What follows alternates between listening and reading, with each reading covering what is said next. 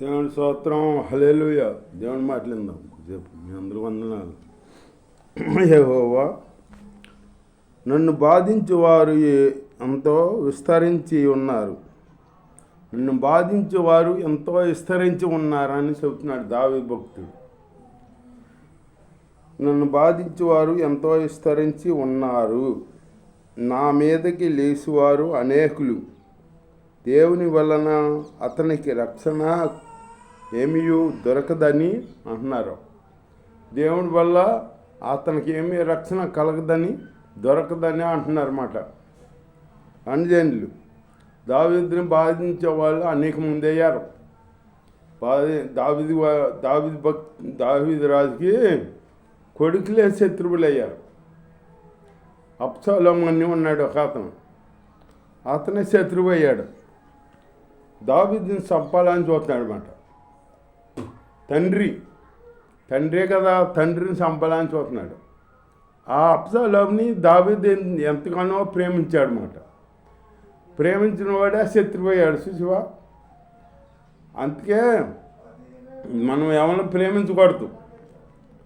మనం మనుషులు ప్రేమిస్తే మనుషులు మనకి ద్రోహం చేస్తారు. మనం ఎవరిని ప్రేమించాలంటే యెహోవాని ప్రేమించాలి, దేవుణ్ణి ప్రేమించాలి, యేసయ్యనే ప్రేమించాలన్నమాట. యేసయ్యని ప్రేమిస్తూ యేసయ్యతో సహవాసం చేయాలి. అంతేగాని ఎవరిని ప్రేమించినా వాళ్ళు మన శత్రువులు అవుతారు. ఇక్కడ దావీదు కొడుకే శత్రువు అయ్యాడు. దానికి ఈయనకి రాజు అవ్వాలని అంటే అయ్యేటప్పటికి దావీదుకి ఎవరి శత్రువు అయినా ఇటు చూతేనేమో ఇటు సౌలు శత్రువు. సౌలు దావీదుని చంపాలని శత్రువు అయ్యాడు. సౌలు ఎంత శత్రువు అయ్యాడు? దావీదు ఏమన్నా తప్పు చేశాడా? చేయలా. పోనీ ఆయనకి ఏమన్నా అపకారం చేశాడా? చేయలా. దేవుని స్తోత్రం, చేయలా. ఆయనకు ఉపకారమే చేశాడు. ఏంటంటే వీళ్ళందరూ ఇశ్రాయేలు ప్రజలు యుద్ధంలో ఉన్నప్పుడు ఈ దావీదు అన్నలో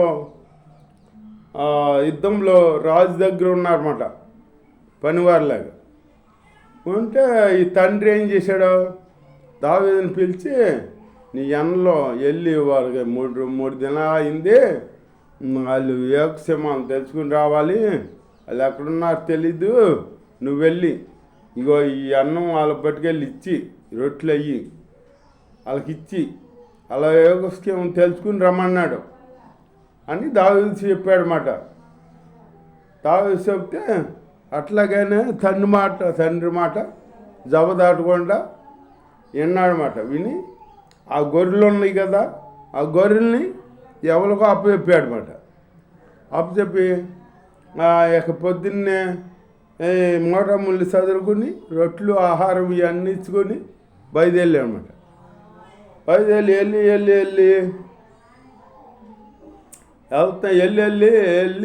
ఎత్తుకుంటా వెళ్ళాడనమాట. వెళ్తే జనం గుంపుగా ఉన్నాడు. ఒకసాట గుంపుగా ఉన్నారేంటి అని వెళ్ళి చూస్తే అది సౌలు సైన్యం. అప్పుడు వెళ్ళి అన్నలకి ఆహారం ఇచ్చి ఆ అన్నలేంటో అడుగుతుండగా అప్పుడు గొలియాతు కేకని పడుతుంది. గొలియాతు వీళ్ళని సవాల్ చేస్తున్నాడు అనమాట. ఏమని? మీలో ఎవరైనా నన్ను ఎదిరించగల బలశాలి ఉంటే రాయండి. మీరు నన్ను జయించారనుకో మేమందరం మీకు బాలస్య అయిపోతాం. నేను మిమ్మల్ని జయించాననుకో మీరందరం మాకు బానిసలు అయిపోండి అంటున్నాడు. బాగానే ఉంది. ఆ కేకని పడింది దావీదుకి. దావీదు దేవుడు ఆత్మ కలిగినవాడు కదా. ఈ కేకని పడేటప్పటికి ఇశ్రాయేలు పెద్దలని ఈయన ఇట్లా తక్కువ చేసి మాట్లాడతాకి ఎంతటి వాడు, ఈ సున్నతి లేని ఫిలిష్తీయుడు ఏ బాటు వాడు అని చెప్పి ఆన్లైన్లో అడుగుతా రాజు అతను జయించిన వాళ్ళకి ఏమిస్తాడో అది అని అడుగుతుంటే ఈ అన్నలేమో తిట్టారు దావీదు. నువ్వెందుకు వచ్చావు, అసలు దేనికి వచ్చావు, ఆ గొర్రెల్ని ఎవరి పరం చేసి ఇచ్చావు అని అన్నలకి ఆకలేస్తున్నారు అనమాట. నేను ఏం చేశాను, నేను మాట మాత్రం అడిగాను అని చెబుతున్నాడు అనమాట. దేవుని స్తోత్రం అని చెబుతా ఆ నోట ఈ అన్నమాట సౌలు దగ్గరికి వెళ్ళింది. ఆ సౌలు దగ్గర తీసుకెళ్ళారు ఆయన్ని. ఇట్లా ఆయన జయిస్తాను, గొలియాత్ని జయిస్తాను అంటున్నాడు ఇతను. ఆయన తీసుకెళ్తే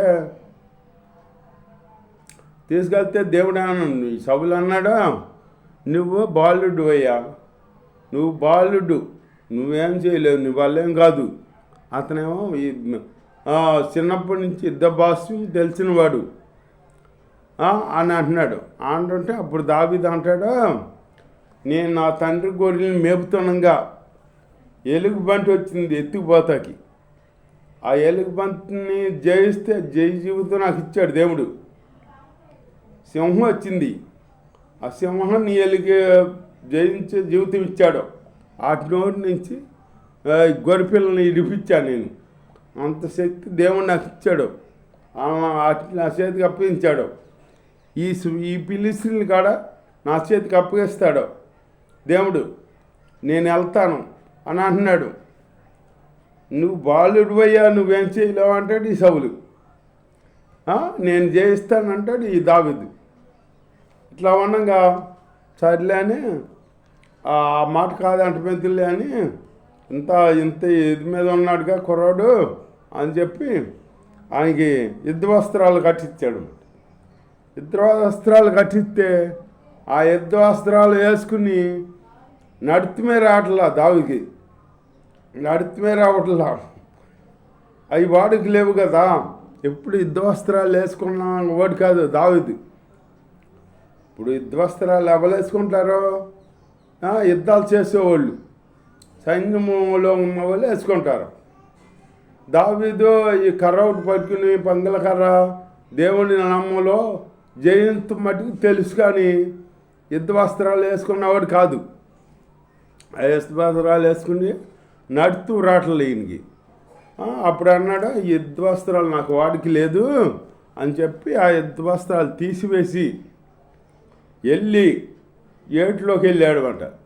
ఏటిలోకి వెళ్ళి 5 రాళ్ళు ఏరుకుని సిక్కంలో పెట్టుకున్నాడు అన్నమాట.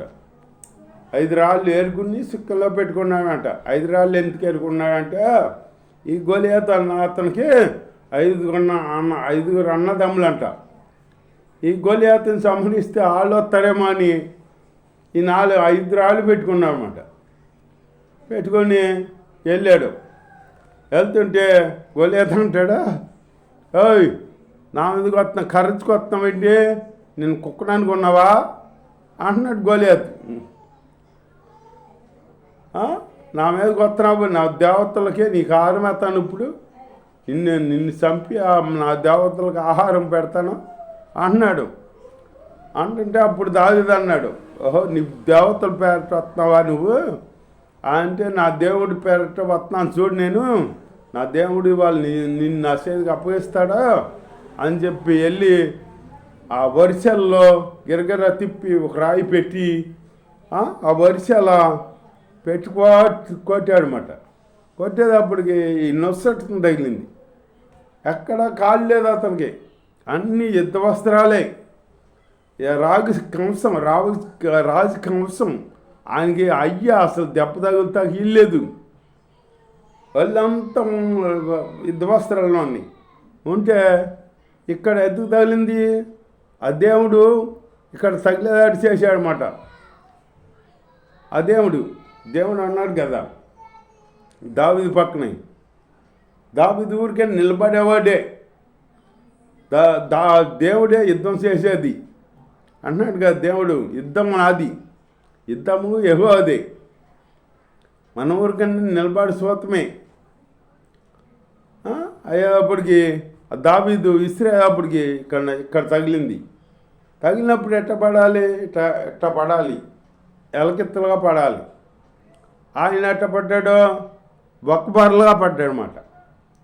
బొక్కబారులుగా పడితే అప్పుడు పరిగెత్తుకెళ్ళి దావీదు ఆ గొలియాతు బొరలో ఉన్న కత్తీసి ఆ గొలియాతు శిరస్సుని ఖండించేసాడు అనమాట. ఖండించేసి ఆ శిరస్సు పట్టుకుని జుట్టు పట్టుకుని శిరస్సును పట్టుకుని సౌలు దగ్గరికి వెళ్ళాడనమాట. అట్లాగే దావీదు యుద్ధశూరుడే, దేవుని బట్టి అది. దేవుణ్ణి నిత్యం దేవుణ్ణి కొనియాడే స్తుతించే బిడ్డ దావీదు. దేవుడందు అట్లా స్తుతించి దేవుడందు సాహసం కలిగి ఉంటే మనకి దేవుడే జీవిస్తాడనమాట. మనమేం చేయలేం, మన వెళ్ళేం కాదు. నువ్వు ఎవరినేం చేయలేవు అనుకో, ఆ టయానికి దేవుడే నీ పక్షాన యుద్ధం చేస్తాడనమాట. ఎందుకు ఎట్లా చేస్తాడో, ఆయనతో ఉండాలి, దేవుడితో నువ్వు సాహసం కలిగి ఉండాలి, దేవుడితో ఎక్కువగా గడపాలి. దేవుని స్తోత్రం, ఆయన ధర్మశాస్త్రం చదువుతూ, ఆయన ప్రార్థన చేస్తూ, ఆయన పాటలు పాడుకుంటూ ఆయనతో జీవితం మనం గడపాలి. అంతేగాని నువ్వు లోకంలో గడిపితే ఆయనేమో నీకు సాధించాడు. లోకంలో వాళ్ళతో ఆ మాటలు వీళ్ళతో మాటలు అబద్ధాలు దొంగతనాలు ఇవి ఉంటే ఎట్లా దేవుడు నిన్నేమో కాపాడ్డావు. దేవుడితో నువ్వు సహజం చేసుకోవాలి, దేవుడితో ఆత్మానుసారంగా జీవించాలి. అనుబంధం స్నేహితులుగా దేవుడు చెబుతున్నాడు, దేవుడితో స్నేహం చేయాలి ఎక్కువ మనం. దేవుడేంటి, మనం దేవుడితో స్నేహం చేస్తామంటే అనుకుంటారు. దేవుడే చెబుతున్నాడు, పితృడైన అబ్రాహాముతో నాకు స్నేహితుడు అని చెబుతున్నాడు. దేవుడే చెబుతున్నాడు. మనల్ని ఎందుకు పనికిరాని మనల్ని దేవుడు స్నేహితుడుగా చేసుకుని కాపాడుతున్నాడు. అంత గొప్ప దేవుడు, అంత మంచి దేవుడు. ఆ దేవుడిని విసర్జించేసి లోకంలో అయ్యో ఉన్నాయి అవి చేసుకుందాం, అవి చేద్దాం, దాటికి దండం పెడతాం, వీటికి దండం పెడతాం, ఇవి ఎక్కువైపోయినాయి మాట. సృష్టికర్తను వదిలేశారు, సృష్టిని పూజిస్తున్నారు. ఎందుకే ధనాపేక్ష అయిపోయారు. మూర్ఖం అంటే తల్లిదండ్రులకి ఏదో ఎదురు తిరుగుతారు చూడు, అట్లాంటి ప్రజలు అయిపోయారన్నమాట.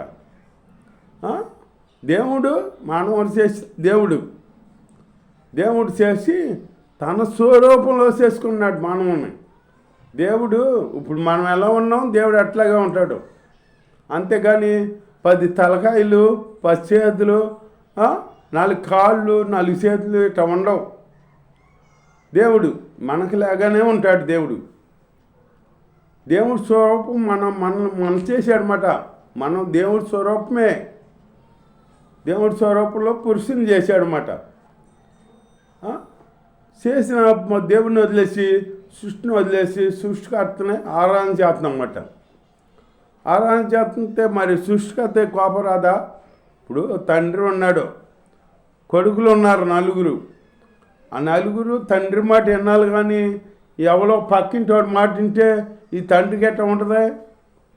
నా కొడుకులేంటి వాళ్ళ మాట వింటున్నారు, వాళ్ళ మాట వింటున్నాడు, ఆ మాట వింటలేదు అని కోపం వస్తా రాదా? వస్తుంది కదా. దేవుడి స్తోత్రం. అలాగే మన సృష్టికర్తకే అలాగే మనం అలా ఈ లోకంలో అర్థమైన చేస్తుంటే ఆయన బాధపడుతుంది. ఆ బిడ్డలో అయింది నన్ను అనుసరించి జీవించుకోక లోకంలోకి వెళ్ళి అర్థమైన చేస్తారేంటి? అర్థమైన పాపంలో పడి పాపంలో కొట్టుపిట్లు ఆడుతున్నారు, పాపంలో శ్రమలు పడుతున్నారు, అయిపడుతున్నారని దేవుడు బాధపడతాడనమాట. దేవుడు బాధపెట్టే బిడ్డలుగా మనం ఉండకూడదు. దేవుడిని సంతోషపెట్టే బిడ్డలుగా ఉండాలి. ఆయన్ని మనం గణపరుచుకుంటూ ఆయన మహింపరుచుకుంటూ ఆయనతో జీవించాలి. అలాంటి జీవితం దేవుడు మనకి అనుగ్రహించును గాక. దేవుడి ఇచ్చిన వాక్యం దీవించును గాక. ఆమేన్.